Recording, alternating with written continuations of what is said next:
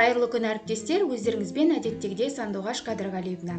Бүгінгі мен ұсынатын әдіс ол сабаққа қатысты сөздерді, терминдерді немесе сабақтың тақырыбын әртүрлі стильде, яғни көрнекілік ретінде жасап беруге мүмкіндік береді.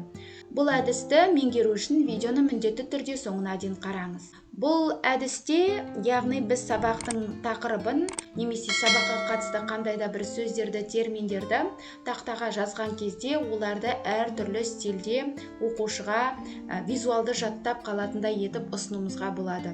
Мысалы, мұнда Units of Information, яғни ақпараттың өлшембірліктері деген тақырыпты әрбір әрпін түрлі стильде ұсынып тұр.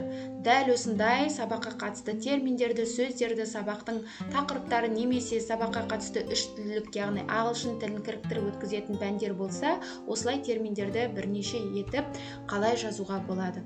Ол үшін әдеттегідей біз Pleppity деген платформаны білеміз. Мұнда көптеген әдістерді бірге меңгеріп келеміз. Осы платформаға өтеміз де бізге қажетті көрнекі әріптерді жазуға арналған Fun with Fonts дегенді басатын болсақ, осы жерде Instructions дегенді басамыз. Сол кезде осындай ағылшын тіліндегі түрлі сөздер шығады.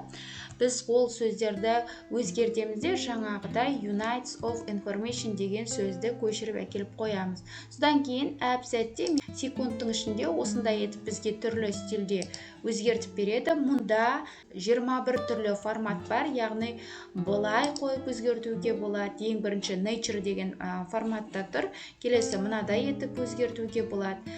Бірақ енді бұл суреттерде әрбір суреттің астында латын әріптермен белгіленіп тұр, яғни Units of Information деп. Бірақ ол басқа стильде көрініп тұр, Келесі форматқа ауыстыратын болсақ, бұл да өзгеше формат, немесе мынадай форматқа ауыстыруға болады. Осылай да етіп көрнекі түрде ұсынуға болады. Бірақ бір кемшілігі бар, яғни сабаққа қатысты терминдерді, сөздерді жазған кезде біз міндетті түрде латын тілінде ғана жаза аламыз, ал қазақ тіліндегі, орыс тіліндегі әріптерді өкінішке орай бұл функция оқымайды.